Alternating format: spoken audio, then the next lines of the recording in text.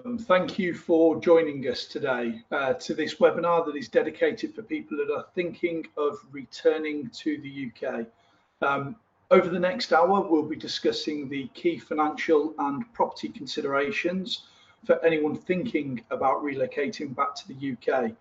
And whether you're already making plans or simply exploring your options, our aim is to give you practical guidance to help make the process as smooth as possible. And we've brought together some specialists covering a range of topics, including UK property, tax and wealth planning, mortgages, foreign exchange as well. So you've got access to expert insight across every stage of your journey. So I'm going to introduce the panel to you. I'm going to start with myself. My name's Jonathan Hanford. I'm an executive consultant at Fine & Country. I've got nearly 30 years of working in the prime property market, so very well versed upon what's happening on the coalface within the UK housing market. Next, we have Neil. He's a financial advisor at Blevins Franks. Neil, if you want to introduce yourself and just say hello for a minute, that would be great. No problem, Jonathan. Thank you. Good afternoon, everybody. Yes, Neil Allardyce is my name. I think I'm the person in the panel that's been doing the role the longest. I'm 34 years in financial services. I was an engineer in the Royal Navy before I started, though, so completely different careers. And the reason I got into finance is I loved investing when I was a young kid. So that's how I ended up coming into it. I've spent quite a lot of time on the investment side, but I also do quite a lot on the tax side now. And one of the things that's interesting about tax is, of course, it's always changing. And with working in the cross-border space, I mean, you then don't have one tax regime to worry about, you have several. So very interesting work for me, and I really enjoy this line because everybody you meet slightly different. Really interesting, and you hear some great war stories as well, Jonathan. Wonderful. Okay, we've got some brilliant questions that have been fielded to you, so can't wait to draw upon your expertise a little bit later. Next on our specialist list of panelists, we have Chris, who's Head of Private Finance and Clients at Enness Global. Chris, do you want to give a little introduction to yourself? Hello everyone, and thank you so much for joining. Lovely to be on this panel, and thank you, Jonathan, for the intro. So I am Chris Lloyd. I'm Head of Private Clients at Enness Global, and what my company does is tailor creative lending solutions for clients predominantly looking to purchase, refinance property in the UK, but for clients based anywhere in the world. We are very much different from your standard mortgage brokerage in the sense that whereas the standard high street banks will typically only lend to clients that have been resident in the UK for the last sort of 2 to 5 years, we can specialize in helping clients that may potentially be staying overseas and looking to purchase in the UK, or predominantly moving to the UK and then looking to purchase property. So that's in a nutshell what we do, and I'm sure during the course of this webinar today, I can give you a bit more of an overview of exactly how we can help in different cases. Wonderful. Okay, Chris, thank you very much. And then last but not least, we have Steve, our currency expert at Lumon, Partnership Director. If you want to do an introduction, Steve, that'd be great. Yeah, thank you for having me, and welcome everybody.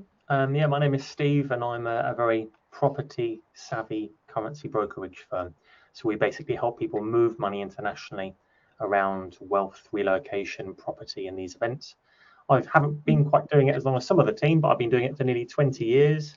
We're a team of about 220 people across a dozen offices throughout Europe, so a lot of experience in this, and increasingly growing in demand, not purely as a low-cost transfer solution, but equally to help clients mitigate currency risk because of how much political and economical changes there are in the world every few hours, depending on what Trump's doing. But what that really means from an audience participation perspective is there's a very, very big difference between the price and the cost of an international move purely as a result of the currency market changing that power spreadsheet, and that's what we're most in demand for at the moment. But again, thank you for having me. I'm also the technical lead here, so if I'm not looking direct at camera, please excuse me, but I'll be managing some of the questions and queries that are coming in as well through that function. Yeah, brilliant. Steve, thank you very much. And again, the same for myself. I've got notes in 4 different sections of my screen, so if my eyes are dotting about, forgive me.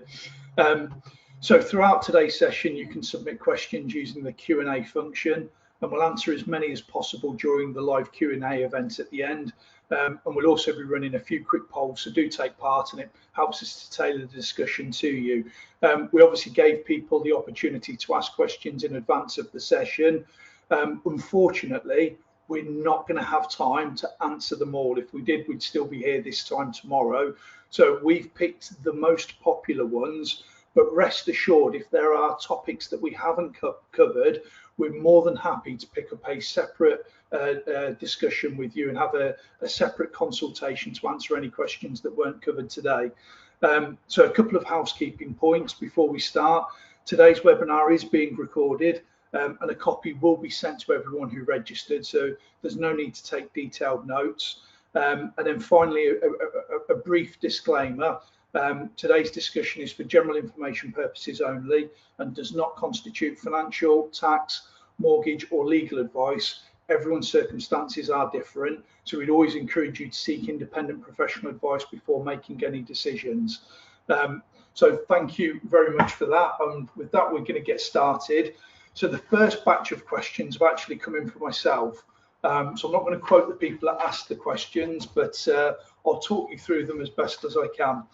So for those considering returning to the UK next year, what does the property market currently look like? And it's interesting because we've got people registered for this webinar from all over the world, from Cyprus, from Portugal, Spain, UK, literally the 4 corners of the world. And not everybody is tracking what's happening within the housing market. So my best answer to that is I think the market's normalised.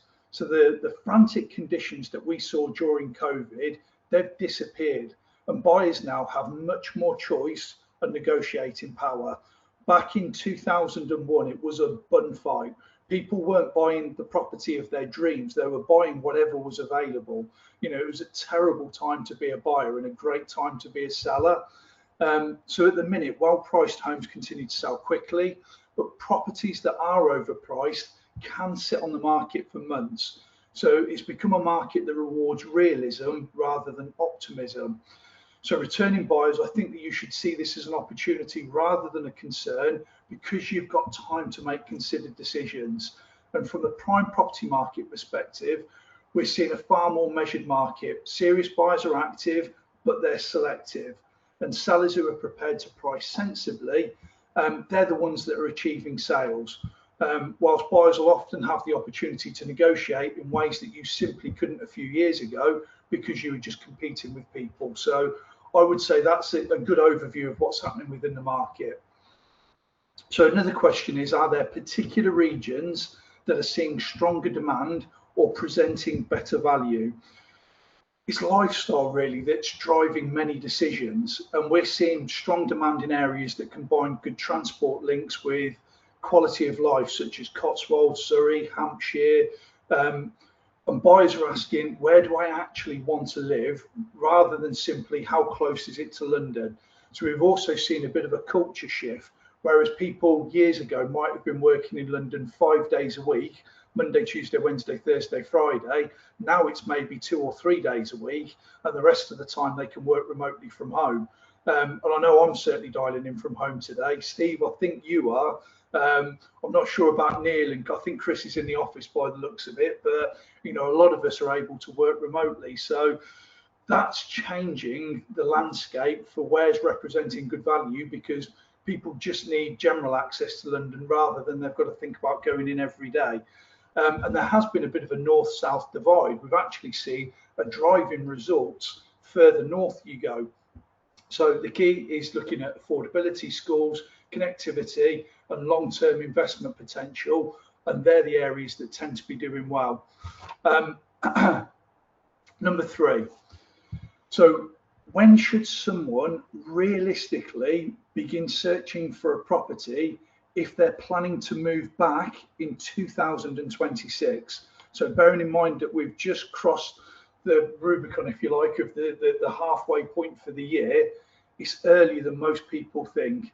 And I'd recommend starting 6 months before you intended to move. So if you're thinking of doing 2026, you probably want to have already started the process. And it's not necessarily to buy immediately, but to understand prices, understand locations, understand what's available. And the more informed you are before you arrive, the stronger your position becomes. And also, a lot of people, they make assumptions that aren't true, and it changes their behavior when they get on the ground, because then they start to talk to tax specialists, mortgage advisors, currency experts, who actually shatter their preconceptions, and it changes their ability to be able to do what they want to do, either in a positive or a negative fashion. So, you know, I think really you want to start as early as possible, even if it's putting the feelers out. So I think the more informed you are before you arrive, the stronger your position becomes. And I'd split it into 2 stages. 6 months beforehand, you start the research process, start speaking to specialists, start speaking to agents, start getting a feel for the areas that you're thinking of moving to, and actually talk to people rather than just doing research online. You know, get involved in local Facebook groups and things like that to start to understand what it's like, and ask the questions of local people rather than agents, because they'll be much more honest with you. And then 3 months beforehand, that's when I think you then start to narrow your search so that you're ready to act when the right property comes along. Because that's also a bit of a killer, is seeing something that you think is perfect, but being in a state of paralysis and not able to proceed because you don't know if it's the right property or not, because you haven't done enough research. So again, the more research you do, the more informed you are, the quicker that you can act when the right opportunity comes along. So number 4, what are the biggest mistakes you see returning expats make when buying property in the UK? I think the biggest mistake, and I see this all the time, is trying to compress every decision into a single short visit back to the UK. Buying a home, choosing school, selecting an area, they're all major life decisions. And the more preparation you do before travelling, the less pressure you'll feel when you're here. It means that you can actually enjoy your trip more, spend a bit more time researching and looking, rather than flapping and working in a little bit more of a reactive fashion. So, and another common mistake is assuming that the market still works as it did when they left. So I've dealt with people that have been overseas for 25 years and they come back to the UK thinking it's exactly the same.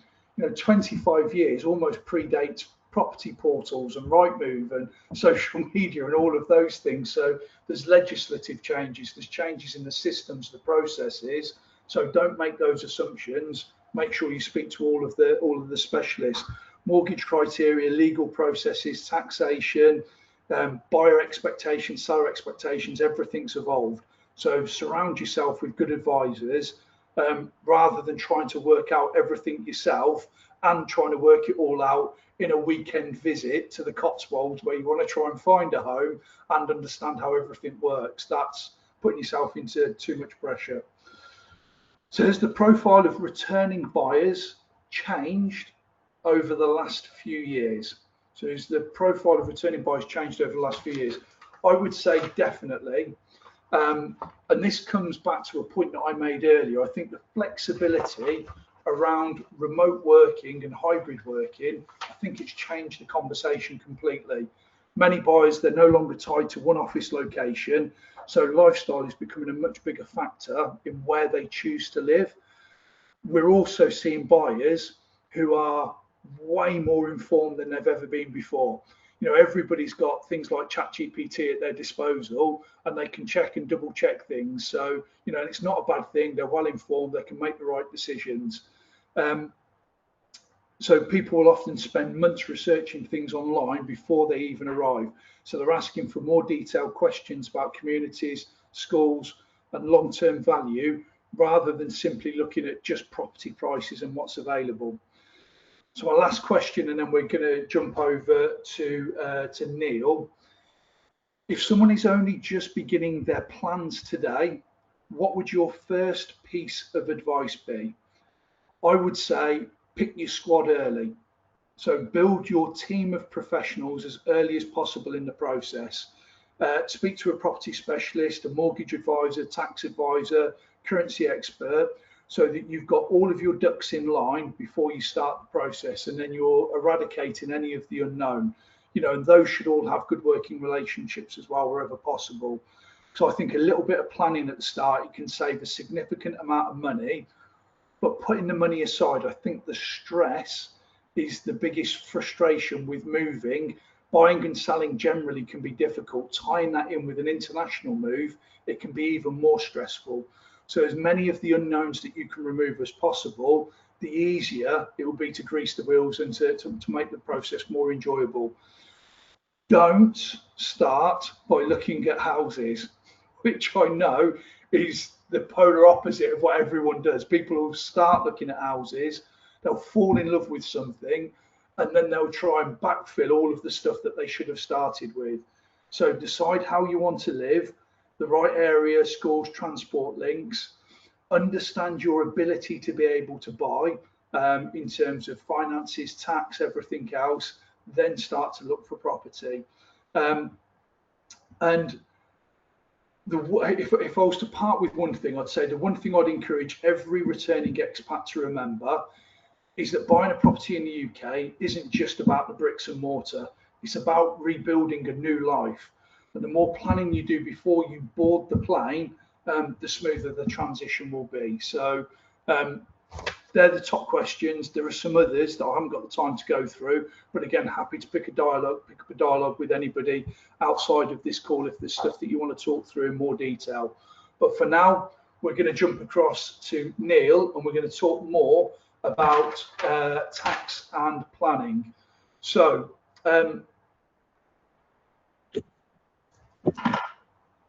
Neil, we've really enjoyed living abroad, but our circumstances have changed and we'll be returning to the UK sooner than expected. What financial planning should we do before we move? Well, Jonathan, I'll start by saying I have some screen envy as well. If you've got 4, I've only got 2 here, so I'll be looking up in that direction sometimes. But yeah, really interesting question, and there are probably 3 main components to that, 2 of which relate to how long you've been abroad, and the other one relates to which type of investment you have. So the first one would be, if anyone's, because they said in the question sooner than expected, one of the key things to understand is if you have been in the UK but you've left and are coming back within 5 years, you potentially have some tax traps there. Namely, that the revenue will be looking to tax you on any gains that you've realised for investments you held before you left the UK. So in other words, they do this to stop people just being able to go away for a short period of time and realise gains. They would also potentially, if you've taken more than £100,000 out of a UK pension scheme while you were abroad and come back within 5 years, that's also potentially then going to land you with a large income tax bill. So not necessarily things you can do as such, but definitely, as you were saying, that you need to be aware of that tax trap that's going to come back. If you're going to come back. And I guess the advice would then be, if you are anywhere near that 5-year window, if you're in that scenario where you're likely to be caught out, then is there any way you can avoid coming back to the UK, even if that means going to another country for a short period of time? So that would be the first one. The second thing is quite an unusual one, in that in my 34 years in this industry, there's only twice that I've ever known a government introduce a piece of legislation that makes things easier. They all like to tweak things and add complexity and what have you, and it's incredible. But for the second time, the current government changed the rules on what they call domicile status, which people are probably familiar with. And this change was really an attack on people who claimed non-dom status. In other words, they lived in the UK, but they had assets worldwide and didn't pay taxes on those. And it used to be people leaving who considered the UK as their natural home. Even if they went abroad, regardless of how long they went abroad for, it was quite difficult to shake off those ties. But the new rules basically say if you've been abroad for more than 10 out of the last 20 years, then when you come back to the UK, anything that's not in the UK is no longer subject to UK inheritance tax for those first 10 years you're back. So similar to what I was saying about the 5 years, if your time frame for returning is near 10 years, and you can possibly stretch out to be over 10 years, that's definitely worthwhile doing so, because not only does it give you this 10-year window, it means in those 10 years when you're back in the UK, there are some tremendous planning opportunities. So, and note I said made the system easier, not necessarily better, because that doesn't work well for everybody, but for the majority of people, that will actually be a favourable tax change. The third and final thing again is what type of investments do I actually own? Should I do with anything with them? Because if you've got investments that you bought once you left the UK and those are showing gains, which, you know, fingers crossed they are, then if you do nothing and you become a UK tax resident, then realise those gains, then you're going to be paying UK taxes on them. So you might want to consider, do I have any investments that I can sell, realise the gains, and then reinvest the money so that you're starting from a fresh tax position. And again, whether or not you would do that would depend on the tax position in the country you're in versus the UK. But there is a possibility with good planning, really touching on what you were saying, Jonathan, about the timing, and don't leave this to the last minute. If you get some timing right on that, you can legally create a situation when you're perhaps not tax resident anywhere. So that opens up a window of opportunities. The final thing related to that, the type of investments, is this new 10-year rule also brought in a 4-year rule for people, which was once you're back in the UK, if you qualify for the 10 years, what they call non-long-term residents, then the first 4 years you're back, you can realise gains, and any income from investments held outside the UK, you can do that with paying no UK taxes. So there really are a lot of planning opportunities for people who are in those sorts of scenarios and who give themselves the time to think through the opportunities. Okay, I love that, brilliant. So again, don't look at houses first.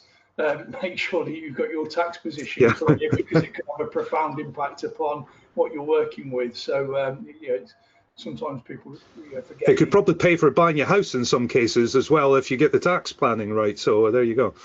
Look, collectively, the tips from everybody today, and I've seen the swing. It can be the difference of 10 to 20% of their purchase price based upon the advice of all of the people. So it's definitely an important thing to think of. So another question. Yeah. Although we're returning permanently, we'd like to keep our property in Portugal for holidays and family visits. Are there any financial or tax implications we should consider? Yes is the answer, and although the questioner asks about Portugal, what I'm going to say generally applies to most other regimes as well, certainly countries in the EU. And the thing is, because of most countries, the UK has a double tax treaty with. And in that tax treaty, what it basically says is, if you own physical property in a country, then the country in which the property is located retains primary taxing rights. So even if you're back in the UK, if you have a Portugal property, it's still the Portuguese still have the right to apply their taxes to it. So that would be one of the main things to be aware of. You might still be liable for taxes when you're abroad. And similarly, because it's property, most countries don't have an inheritance tax at the level we have it, but they have some form of inheritance tax, usually called something like a succession tax. So owning that property will mean you are still liable for succession tax or their version of inheritance tax in that country. It's also another interesting one just in the nuance. I mean, people might have read a lot in the papers in the last year or two about Mallorca and other places where there's deemed to be a huge influx of tourists, and they've pushed prices up and what have you. So there's a lot of places now have additional taxes if that property is no longer your primary residence, and they're not always large, but they have to be paid, and if they're not paid, that falls foul of effectively the regime over there. So again, not something you want to get into, so it's be aware of the taxes. The final point on that one would be, we have had a lot of people who have come back, but they've retained their property abroad for exactly the same reasons the questioner states, for family and holidays. I would just say, thanks to the introduction of the entry-exit system in a lot of European countries, this digitization where it's all being logged and fingerprinted now. You need to be therefore very careful if you're planning to spend a lot of time in your home that you're retaining abroad. You need to be careful you're not falling foul of any rules around tax residence, because I think it was back in March, the EU released some early figures and said 16,000 people had been denied entry, of which 4,000 of them were for overstaying more than a cumulative 90 days in the last 180. So just be very careful in that regard as well, that you're not inadvertently triggering a situation where somebody wants to claim your tax residence in a different country. Okay, fascinating. And if you're coming back to the UK, do you need to notify HMRC? There's no legal requirement to actually do that. Most people think there is, but there's actually not. But if you have unreported income or gains, so income from investments, for example, held offshore, or you have gains from offshore investments, or you are required to file a self-assessment return, if you tick any of the boxes there, then yes, you definitely should, because if you don't, I can guarantee you HMRC will catch up with you eventually. And this is becoming truer and truer. We've already got exchange of information, but there's a new agreement starting in 2029 where there's going to be a huge exchange of information between countries. And although that's not starting to 2029, it's going to go back as well. So it'll look at back at periods before that. So the risk is, if you don't think you need to, but you do, and you don't register, you could have HMRC coming after you, which means filing, returns for previous years, fines for not filing, interest on any tax due, surcharges on that. So unless you're 100% sure that you don't need to register, our advice would always be let HMRC know you're back. Okay, fair enough. So another question, what are the biggest financial mistakes you see people make before becoming a UK tax resident again? Well, I think it's things like there's probably two there. They come back and think they will, deal with the situation after they're back, in which case they've lost the opportunity to do a lot of the planning, would be one aspect. But the second thing, and again, this kind of ties in with what you were saying about buying the property first and going down that road, is people vaguely have an understanding that often to be tax resident somewhere, it comes down to the number of days you spend in a place often. But many of the conditions actually are a bit broader than that. So, for example, in the UK, if you buy a property here and you've sold one abroad, you have nothing to live in there and you're returning to the UK, then as soon as you arrive in the UK, you're deemed to be tax resident for income tax and capital gains tax purposes. It doesn't matter the number of days, effectively. It's your only home, and that's a broader part of the tax residence test. So again, I would say it's vital that people take advice if they can before they come back to understand those two things, because what they will find is usually a world of planning opportunities available to them. But if they If they come back and they've already done it, then it's much more limited. Yeah, okay, your options become limited, understood. And aside from what happens in the UK, what should people remember to do in the country that they're leaving? Are there common administrative steps that people often overlook? Not overlook as such, more just misunderstand again. I mean, people sometimes think, oh, well, I'm coming back to the UK and I've told HMRC I'm coming back and when I'm coming. And for some reason, they think HMRC will therefore inform the foreign tax authorities, and that's just not the case. So it's basically what should they do? It's make sure they've informed the tax authorities wherever they are that they're leaving and tell them when they're going. And again, when they're going is critical, because whether or not you're liable to report or pay any taxes in the country you're leaving is determined often by the number of days you've spent there. So you can, and you can be tax resident in more than 2 countries at once. Things get a bit messy then, that's not nice, and then you have to look at the tax treaty for what they call the tiebreaker to find out where you are. So if you just inform your tax authorities, again, ideally well ahead of time, so you've got time to consider the position and act if there's something that's going to be beneficial for you, they will tell you what the expectations are and what you have to do, so you don't get any unpleasant surprises. Okay, fair enough. I've got one last question for you, Neil. One partner is returning to the UK while the other intends to remain overseas for the foreseeable future. Are there any additional planning considerations in that situation?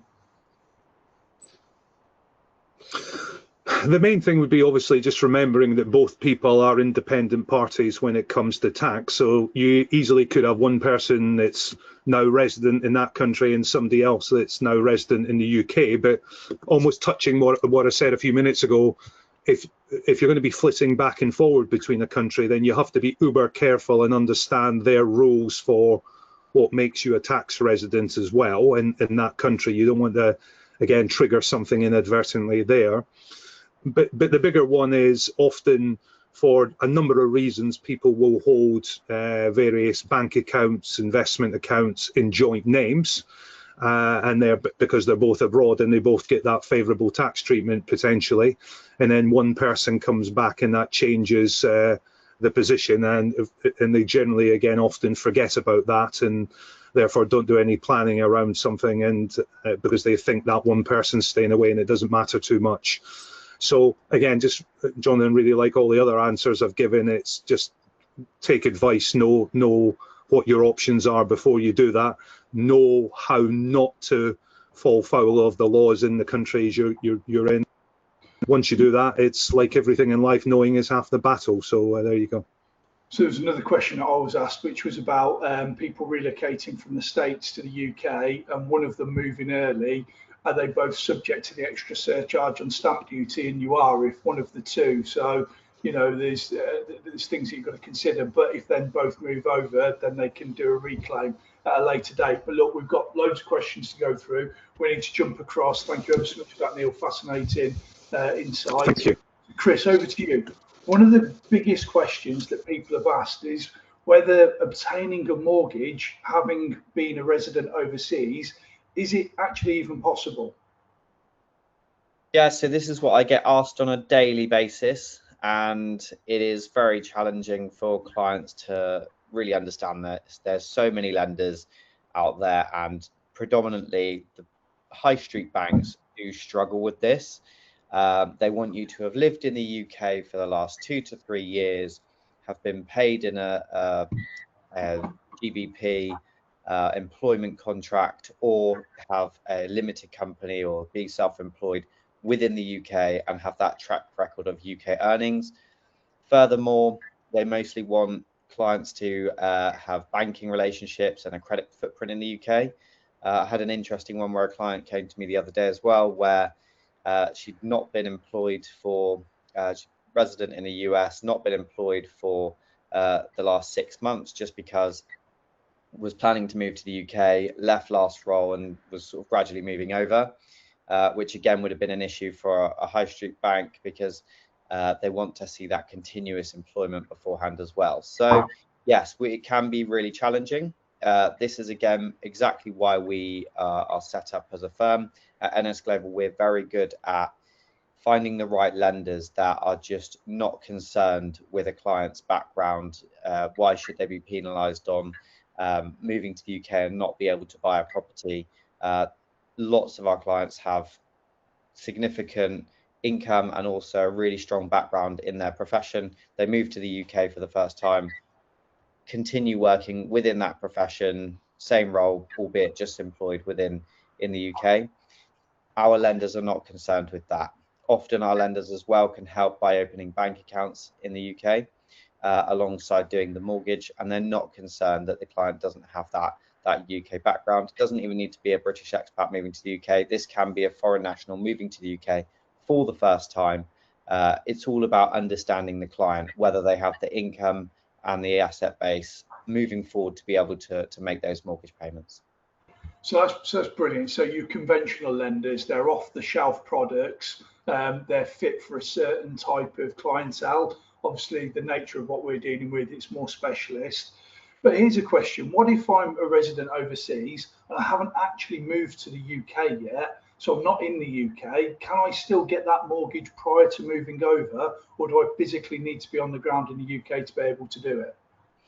Really good question. And I'm going to link Steve in here actually, because he introduced me to a client that's doing a very similar thing to that. He is remaining resident over in the US, no plans to move to the UK permanently, but he does spend a lot of time in the UK with family. So he's increasing his footprint in the UK, where he is going to be over here a lot more frequently. So it makes sense for him to buy a property, and also his family can use that place as well.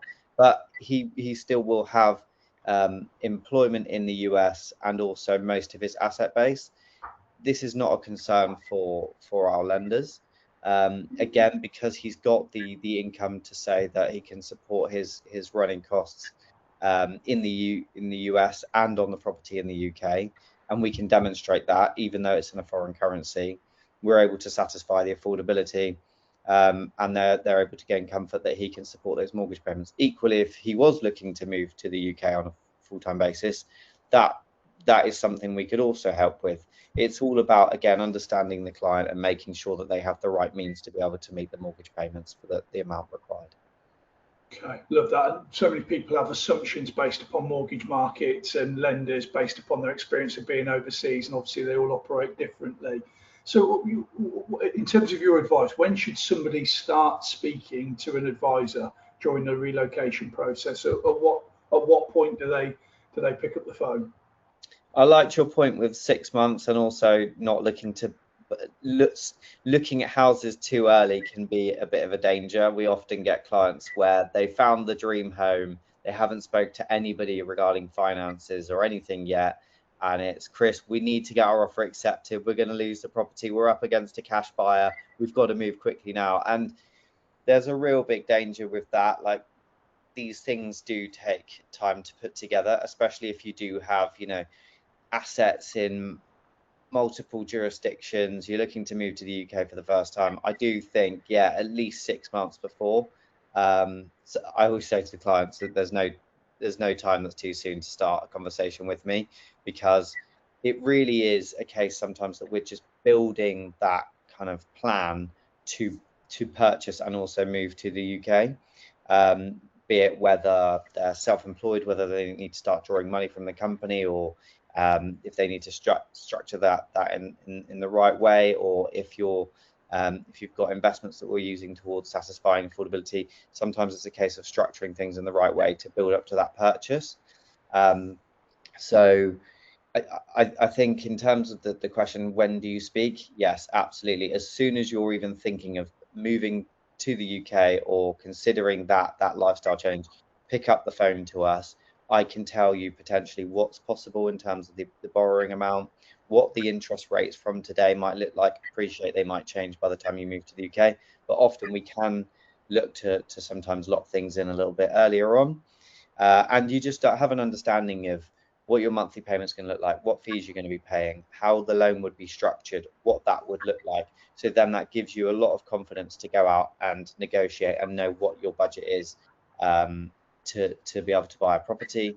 Again, that's the point. Obviously, we put them in touch with yourself, John, and just really handhold that process to make sure that a buyer is finding the right property and that they can actually afford those monthly payments.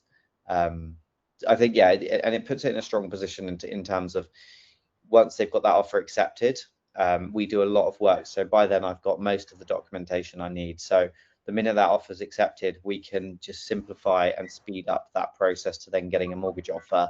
Whereas if they don't do that and then have their offer accepted on the property, we're then starting that process once the clock started ticking, which just gives more and more unnecessary pressure for everybody involved in the transaction. You know, if I had £1 for every buyer that I dealt with that was flapping because they'd done things the wrong way round, and then they end up rushing and making the wrong decisions because they haven't got everything in order, or looking in the wrong price bracket, either too high or too low. We've got time for a couple more questions from you, Chris. One question that was quite common: how are overseas income and assets viewed by UK lenders? So I think, again, goes back to the high street banks some will take income from a foreign currency if you're in the UK often. However, the problem again with that, they're so conservative. They obviously offer the most competitive rates in the market, but they're so conservative with the way that they'll view income. Foreign currency income is haircutted quite dramatically, sometimes 25%. And that just has a huge knock-on effect with affordability. Whereas, again, we've got the private banks at our disposal where they do take that more holistic view around income. They don't haircut it so aggressively. It's about also understanding what the client's income's looking like moving forward. Are they coming into a UK role? Will they start building more wealth in the UK? And also, we don't just need to look at taking income into account from an employment or self-employment as affordability. A lot of my clients don't have employments or self-employments. They may have had a lump sum payout from a divorce, or they might be somebody that's coming to the end of their working career. They've had a lump sum, they've sold a company, and they don't have that regular income. They just have their savings, investments, or pension in the background. Often the case is what we get asked is, do I need to be withdrawing from my investments to show that I can afford affordability?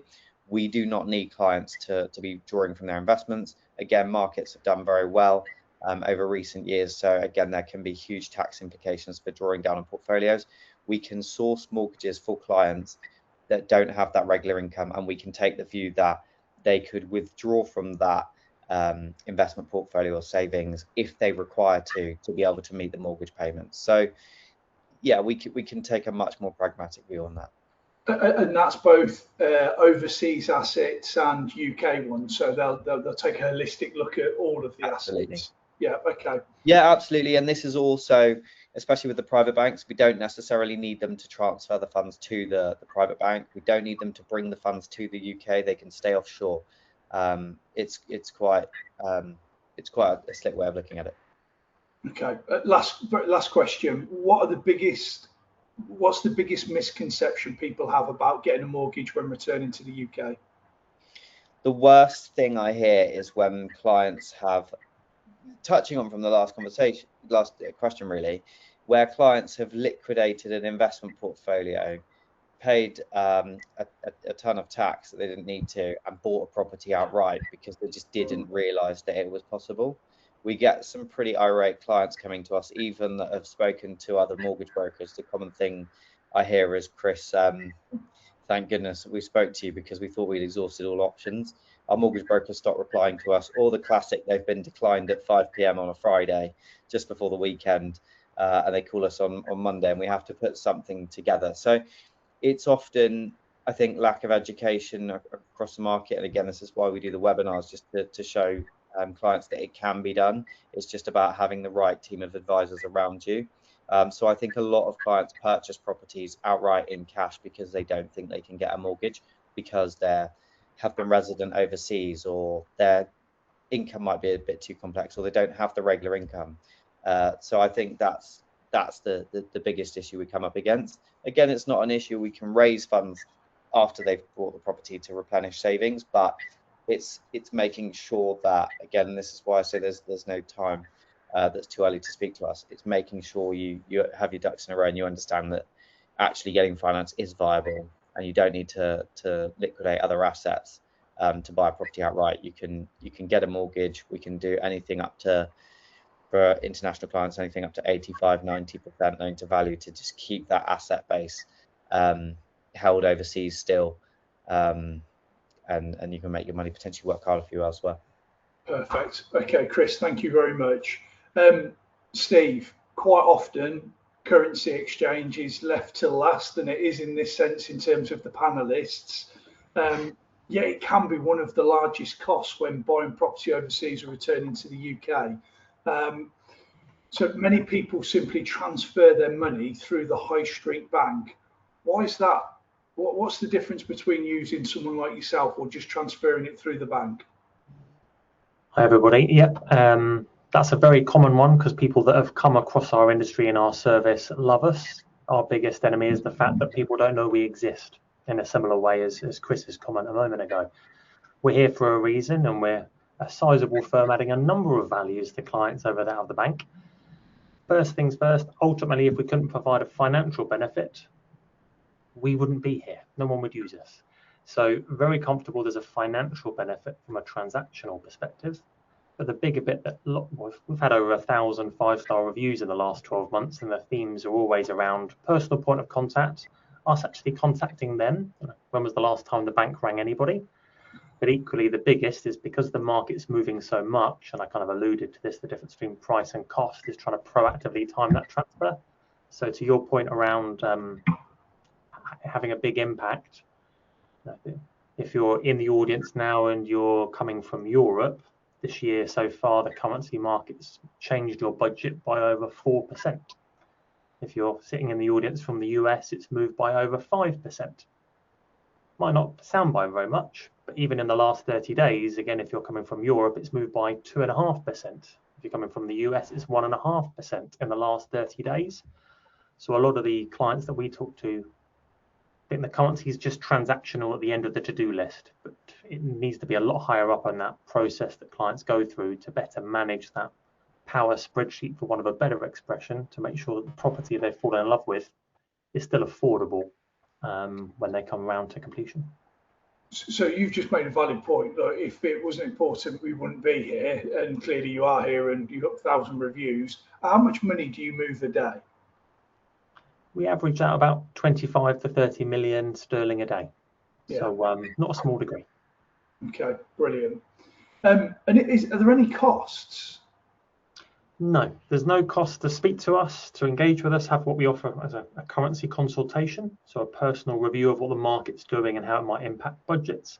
No cost to transfer funds. How we make our little bit of money is the difference between where we buy and where we sell our currency. So it's built into the exchange rate that we offer. So the easiest way to summarize it is basically we're undercutting the price on the bank and the other suppliers, again, otherwise we wouldn't be here, while adding that personal service value, your personal point of contact, and trying to help you with timing transfers. And to Chris's example earlier with that client coming over from the US, a lot of clients think that, oh, I won't bother doing currency yet because I don't have a bank account. We can actually buy and hold funds for clients. We can buy forward for clients. So we, especially from the clients in the audience that are coming from the US, quite a lot of those end up buying the currency before they bought the property, just because they want to make sure that everything's add up. We did one not that long ago where the clients bought the funds and we're holding the funds, and they haven't even landed in the UK to look at the property yet. So a number of values, yeah. Okay, so a really good question that was asked by one of the people watching in advance is, exchange rates have moved significantly over recent years. What are you expecting over the coming months, and why is it important not to try and time the market? I'll just get the crystal ball out, right? Yeah, a lot of movement still to come. The volatility is still here. So when I first started, if the market moved by 0.5%, it'll be front news in the FT, it'll be huge. Whereas now, if we see that movement 2 or 3 times a week, it is a quiet week. So timing a transfer can be really valuable, really useful. But when we're having that consultation with a client, it's managing that in line with their risk appetite, their availability of funds, the capital controls they might have. That's basically alluding to the limits of how much money they can move at a time if they're a global client. And we'll have that conversation around worst cases. If you buy it now and the property costs you what it costs you and it got a bit better, you kick yourself. But equally, if you don't do it now and the rates get worse, will you kick yourself harder? So it's reviewing those options to make an informed, educated decision as to how the market is doing, and trying to get rid of some of the emotions or some of what the media might tell us is going to happen. Okay. Can you give me an example? So to give a real life example of what it would mean for somebody's purchase, maybe a recent case or something like that. Okay. You'll probably well, we've had loads of these, to be honest. My particular favourite is an American that rebought their family home on the South Coast. And we were introduced and started engaging and helping them at the time that the offer was accepted. So at exchange in the UK. They decided to lock in their funds at that point because their budget was pretty tight. After that consultation, they decided the risk wasn't worthy of it. They wanted to make sure that everything added up. So we did a forward contract, a buy now, pay later option. When the completion came around, we did the maths for them again. And if they had bought their pounds at the completion week rather than the exchange week, it would have cost them another $180,000. Safe to say it made the difference. If they hadn't done that, everything would have, even Chris wouldn't have been able to pull a rabbit out of a hat last minute to raise more money against it to be able to make that happen. It made a real meaningful difference. And well, just have a look over the reviews that we receive from clients. It can make a massive, important difference. Yes. Okay, like that. No wonder you've got so many good reviews. And what's the biggest mistake you see people make with their currency planning? I'm going to give 2 because it's one or the other. Generally, it's either the transactional piece. I'll come to at the end. I'll turn the screens off, and Trump does another event, or the world does another event, politically, economic. We've all become a bit accustomed to how quickly the world is evolving. However, we're probably assuming it's not making too much of an impact in the international market, and it certainly is. So that's the first thing. The second thing is, once a client gets that education and awareness, you'd be surprised how many friends they have that tell them that something might happen. And they will, after years of generating their wealth, decide to make a decision based off, I'm going to wait because someone told me this might happen. And we'll often come in the beginning of the day, and we do work extended hours for this global environment we're in. And we'll see emails from clients at 2 in the morning going, I'm not sleeping too well at the moment. Can we talk a bit more tomorrow about what we can do? So yeah, those what we'll politely say to clients, and how many people put their mortgages on variable. That's another mindset thing to consider and think about. But those are often the 2 things. That's what we hear most. Chris might be able to answer that question. I would imagine people on variable would be less than 5%. So most people like the idea of fixing it. So the same logic would apply across. Chris, would that be a fair assumption? I think you're absolutely right. Yeah. Okay. Interesting. Okay. Is there anything else from the currency exchange? Anything else that we need to think of? Any tools that people can put in place to protect themselves? A few things I'd mention. Don't assume that you can't talk to us because you don't have a destination bank account open.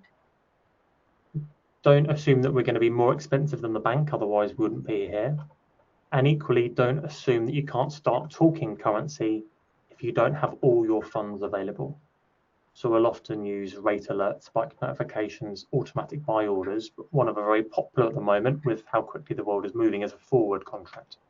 And that in essence is a buy now, pay later option, allowing clients to lock in exchange rates and in essence kind of widen their trading window so they can secure their exchange rate and ultimately the budget for the property, even though the funds might be coming from an asset that hasn't been sold yet, or wealth that hasn't been liquefied yet, or debt that might not have been pulled down yet. So that's where you could use things like the conveyancing process in the UK, which is a monumental pain, to your advantage, because obviously it's a longer window. It's 2 or 3 months. Therefore, if you're doing that buy now, pay later, that's surely a bigger window that you can use to your advantage. Correct. It's also the other aspect of getting the money working hard for you. So that manager, I've had 2 or 3 conversations exactly like this today, where clients are considering moving funds around, and it's that balance between I need to time the transfer well to get the most for my money, but equally I need it in the right place so I can earn from that money in interest or investments and returns at the same time. So it's a wider, more dynamic conversation, which again is why we're all here. So we're working collaboratively to make sure that that client's in the best possible situation from all the different angles we've discussed today. Equally very aware we've talked very financial based today between all the parties here, but this is a big emotional event for a lot of people as well. Yeah, absolutely. But look, that's the thing that people tend to get right. It's the other things that they trip themselves up with. So this is why it's more important to talk about this. And look, we've only got a couple of minutes left, and we've had a few questions come in on the Q&A. Where again, we're not going to be able to answer all of them. I'm going to throw this one out there. What's the one thing every returning expat should have in place before moving? Steve, I'm going to put that one to you. Okay. I'd summarize it that Google or AI doesn't count as wealth advice, financial advice, currency advice, right? We're here for a reason. You need to speak to people and speak to people early. So don't assume that AI have all the answers on these topics. There is a brilliant meme going around where it's got somebody that's basically, they've asked a question about a poisonous mushroom, and the AI's gone, no, that's fine, you can eat that, they've died. And then afterwards somebody's gone, no, that was poisonous. And they've gone, yeah, no, you're right, that was poisonous, sorry, I got that wrong. And they're so sycophantic to give you the answer that it thinks is right, and actually it can be. Google and AI are based on things that have happened in the past, not that's happening now. To the commentary earlier around how quickly policies are changing on wealth and currency and raising debt. These are fast-acting environments that we all are experts in and work in. So, yeah, being well informed is important, but just make sure you're still talking to us all early as well. Okay, wonderful. Look, we've got 3 minutes left, and I'm gonna ask one question of each of you. If you could give one piece of advice in a single sentence, what would it be? Chris, I'm going to go to you first. I think don't complete on any transaction. Don't financially commit yourself to any kind of purchase until you have spoken to your team of advisors in the UK before doing so. And I think absolutely with the AI thing, you're right. I think the infrastructure, it's getting good, it's getting better, but I think AI is constantly learning that you cannot be speaking to somebody over the phone or face to face. We all are available to jump on Zoom calls with people, WhatsApp calls, whatever, even before a client moves to the UK. I think it's just make sure you speak to your advisors before you financially commit yourself to anything. Yeah, and it's got to be nuanced and specialist to the individual. You can't take generic advice that's just an echo of someone else's sentiments for someone else. It's got to be tailored and bespoke for the person that you're advising. And there's so many permutations. Steve, if you could give one piece of advice in a single sentence, what would it be? Don't forget to enjoy it. I get quite a few clients that go over and do searches and go, I didn't find the property of my dreams. And I kind of have to remind them that's part of the journey. You're learning and defining what you want and how you want to do it. So remember, this is supposed to be an enjoyable moment of your life when you're making these big decisions. And equally, that's part of the reason why we're all here, because we can guide you as well as we can to avoid the pitfalls that other clients have fallen into before you. Okay, perfect. Neil, what's your single sentence? Have a plan, which can be as unsophisticated as just having a checklist of really the major assets you own. Do you know what you're going to do with them? Do you know what the tax treatment is. If you do that, then you're pretty well covered. Okay, I like that. By doing that is. Well, look, I'm going to wrap things up by saying thank you very much to all of the panelists. Thank you very much to everyone that spectated today. My one single piece of advice in a single sentence is this: the UK is still a really desirable destination for people worldwide. You know, as part of my international role, you meet and speak with people all over the world, and it is still regarded as one of the best places in the world to live. So I know that we do a little bit of internal bashing within the press and media, but it is still an incredible place to live. And if you're thinking of moving back here, we'll welcome you with open arms. So thank you very much to everyone that's watched today. Have a wonderful evening, and hopefully see you at some point on the ground in the UK. Thank you, everyone. Thank you. Thanks, everyone.